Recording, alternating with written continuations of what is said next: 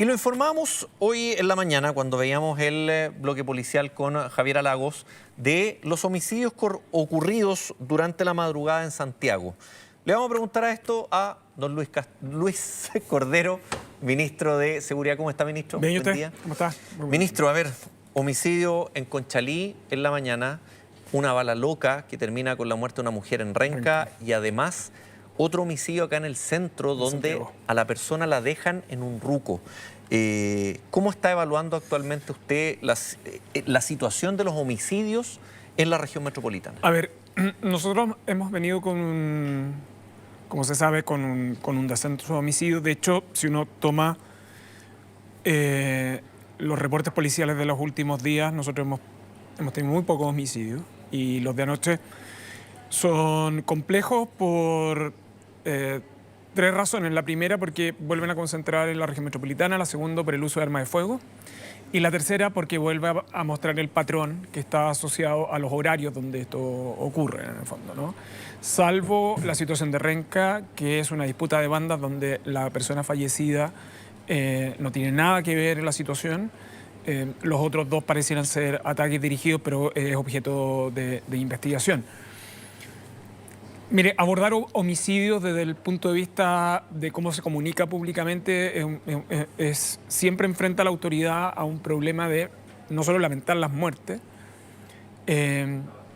también tiene que decir, mire, estamos tomando medidas y eso ha implicado que los homicidios desciendan, pero de los de anoche yo me quedo con una preocupación que yo le he manifestado en otro momento, que es la gran circulación de armas de fuego que nosotros estamos teniendo. Los tres homicidios a los cuales usted hace referencia, esos tres homicidios en los cuales están involucrados armas de fuego, nosotros tenemos que seguir haciendo esfuerzos para sacar de circulación armas de fuego y también yo soy partidario de tener control de municiones porque, entre otras cosas, tenemos un cierto margen de liberalización en la forma en que se pueden adquirir esas municiones. Pero Ministro. Los tres homicidios de anoche muy recurrentes en días previos que habían sido relativamente tranquilos son, por cierto, muy disruptivos para la población. Hoy día con Javiera Lagos hablamos un tema que yo hace tiempo como que le doy vuelta en ese sentido. Como que normalizamos el ajuste de cuentas.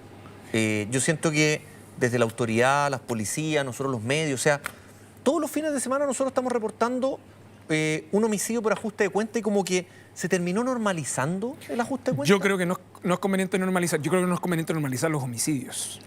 Y por eso yo soy de aquellos que cree que si Chile ha venido en una tasa, tiene que seguir mirando su tasa hace 10 años atrás. Nosotros ya estamos en 6 y probablemente este año esa tasa va a seguir disminuyendo. Pero la presencia de armas de fuego es, y particularmente en el caso de la región metropolitana, que el número es superior al promedio, está cerca del 60%, es un asunto que nosotros nos debe preocupar, y nos debe preocupar porque estos son los homicidios consumados. Claro. Pero el uso del arma de fuego tiene un efecto de intimidación y también, ¿no?, se utiliza en varios delitos. Se utiliza en varios delitos y además puede tener incidencia en otro fenómeno que nosotros observamos separadamente, conjuntamente con las policías, que son los homicidios frustrados. Porque en todos ellos el elemento común tiene que ver con el uso de la violencia, en el fondo. Yo creo que lo que está detrás de esto y detrás de su formulación, de la cual yo estoy de acuerdo, es que nosotros hemos ido normalizando la violencia. En este caso con armas de fuego, en otro caso con la convivencia regular.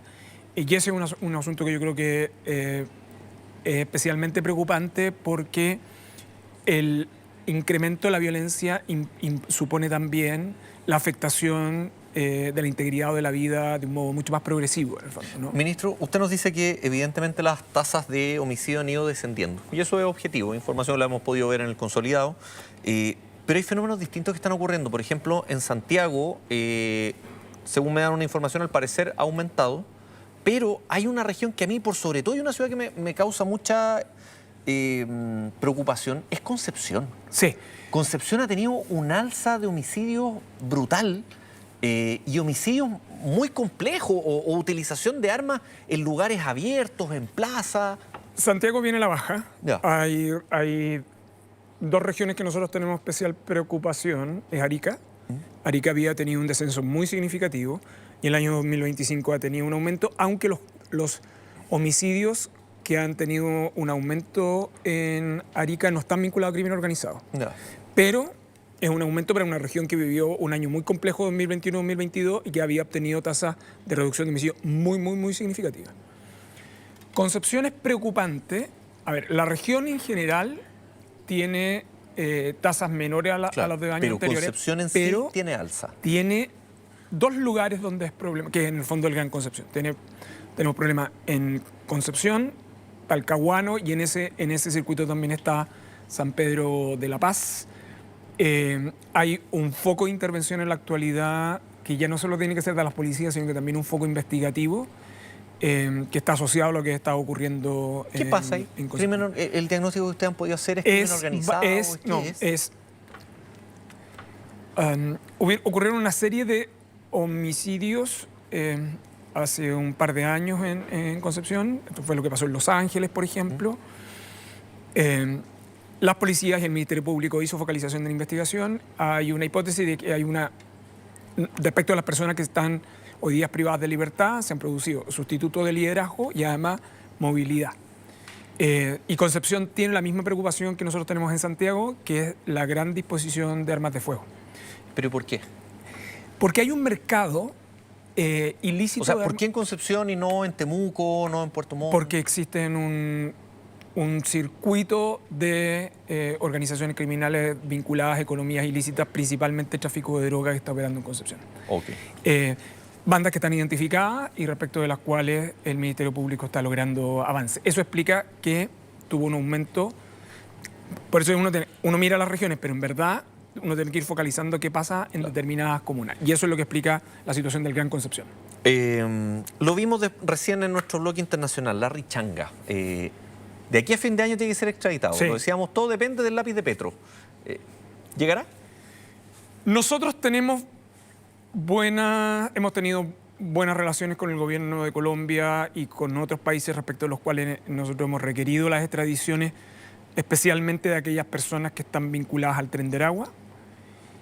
La detención de él, al igual que de otros líderes de esta organización, han contado activamente con la colaboración de la policía colombiana, que tiene con la policía chilena muy buenos vínculos, al igual que el Ministerio Público con el Ministerio Público colombiano. Nosotros lo que hemos visto estos días, respecto a lo cual estamos informados nosotros, el Ministerio de Seguridad, el Ministerio Público y también la Cancillería, es que a él emitido una comunicación, una solicitud para someterse al proceso de paz y desmovilizar a una organización criminal con el Tren de Aragua. El gobierno de Chile tiene una opinión, entiende que esto está fuera de los márgenes de los diálogos y los procesos de paz en Colombia, pero solo puedo dar fe de que el combate de esta organización criminal ha contado con la colaboración de todos los países del continente, incluyendo Colombia. Nosotros es una decisión de Colombia, pero hasta ahora nosotros hemos tenido permanentemente la colaboración de ellos, especialmente respecto a aquellas personas vinculadas al Tren del Agua. Nosotros creemos que él va a llegar a nuestro país y que su solicitud es una pretensión abusiva sobre los procesos de paz en Colombia. En el caso de, lo tengo aquí, Dayanis Orozco, lo nombramos recién en nuestro blog internacional. Dayanis Orozco está ligado al crimen de Emanuel Sánchez, funcionario de Carabineros.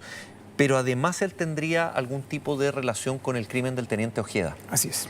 En ese sentido, la extradición de él a Chile, porque creo que está en el mismo proceso que Larry Changa, ¿podría levantar también nuevamente esta teoría que mantiene el Ministerio Público de la injerencia del gobierno venezolano para la muerte del teniente Ojeda? Es que en la tesis del Ministerio Público es bien clara y la tesis del gobierno. El gobierno ha sido bien explícito sobre este punto, sobre que el gobierno participa de la tesis del móvil, a la cual ha hecho referencia el fiscal Barros.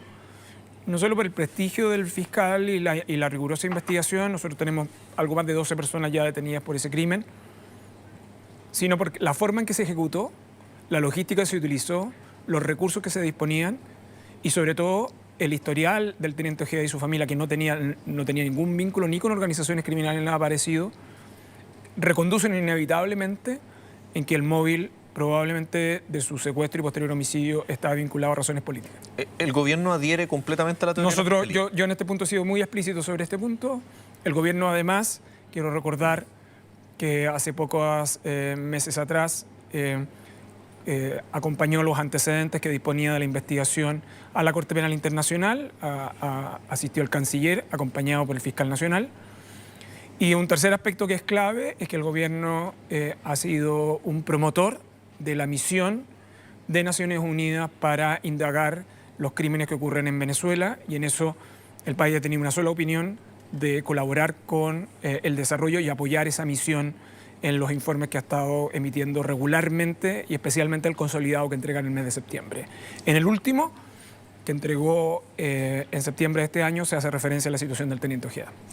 Lo llevo ahora al tema frontera, ministro. El comandante en jefe del Ejército dio una declaración bien fuerte esta semana, diciendo que básicamente no había plata hasta fin de año. Y que mucho de ese presupuesto de defensa se había tenido que utilizar en el desplazamiento de funcionarios de tropa y lo que implica la operativa en dos zonas básicamente, la macrozona y en el norte. Sí.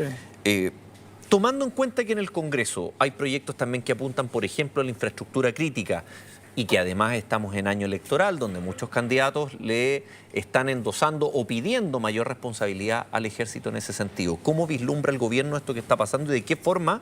La ministra de Defensa ya algo anticipó, pero ¿qué es lo que está pasando y cómo conversa esto de el dinero al ejército y los desplazamientos que se le están pidiendo al mismo ejército? Yo creo que hay que distinguir los temas de conversación, porque si se suman todos se confunden. La primera tiene que ver con la propuesta del presidente de la República de la reforma constitucional, para lo que hoy día es excepcional, que es la participación de las Fuerzas Armadas en la zona fronteriza, que como una facultad permanente del presidente. Hago un breve resumen para quienes nos ven y podamos entender esto. Cuando el año 2022 se discutió la infraestructura crítica, se agregó una norma final que decía que también se podía ocupar para zonas fronterizas, pero quedó una disposición transitoria que permitió que esto se pudiera realizar rápidamente hasta la dictación de la ley de infraestructura crítica. Esto permitió desplegar ampliamente a los militares en la macrozona norte desde febrero del año 2023 con muy buenos resultados. Los ingresos irregulares han disminuido muy significativamente, el trabajo conjunto entre las Fuerzas Armadas y las policías, y especialmente el Ejército, ha sido muy importante para el país y el resguardo de la frontera.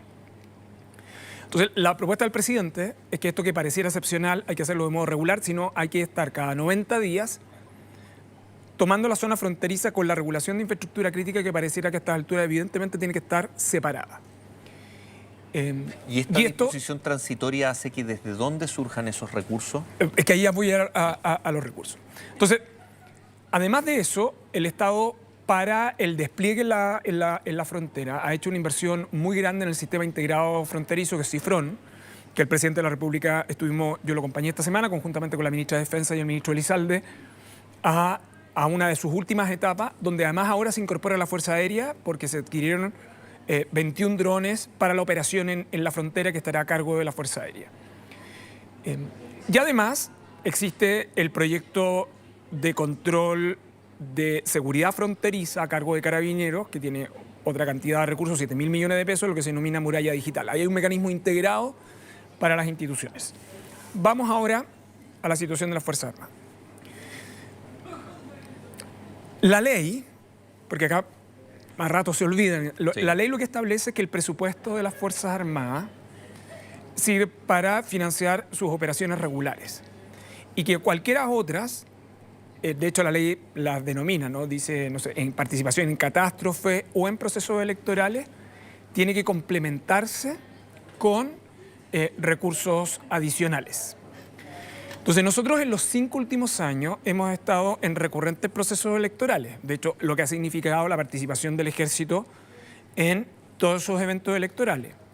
Además de eso, el despliegue que tiene en la macrozona sur a propósito del estado de excepción. Y en la macrozona norte, aunque yo diría que ese es un caso que es relativamente distinto. Entonces, ¿qué es lo que ha sucedido? Y esto es lo que manifestó el comandante en jefe, y esto es lo que ha hablado el Ejecutivo con el Ejército, y los recursos ya se disponibilizaron la semana pasada, es que lo que estaba pendiente de las acciones extraordinarias, por ejemplo, las que estaban asociadas a procesos electorales o catástrofes, no habían sido integradas al presupuesto del Ejército, por lo tanto el Ejército había estado destinando recursos para sus funciones regulares a dichos fines. Había un programa para la reincorporación de esos fondos, cosa que sucedió la semana pasada respecto de estos saldos. Al comandante en jefe quiero ser, para ser completamente transparente también lo que él dijo. Respecto al presupuesto del año 2026, él considera que los recursos están adecuadamente garantizados. El problema está en que existía este desacople con el conjunto de actividades, especialmente estas excepcionales, como las electorales, que no habían sido adecuadamente Pero, por cubiertas. ejemplo, en el caso de aprobarse la ley de infraestructura crítica, que eso obviamente va a necesitar un movimiento también de una movilización de personal del ejército. Eso va a implicar más gasto también. ¿Está Sí. considerado? A ver, es que su pregunta creo que es una pregunta que todo el sistema institucional debiera tener presente. Cuando uno pide el despliegue de militares, uno tiene que tener muy claro qué forma parte de la actividad regular y qué no.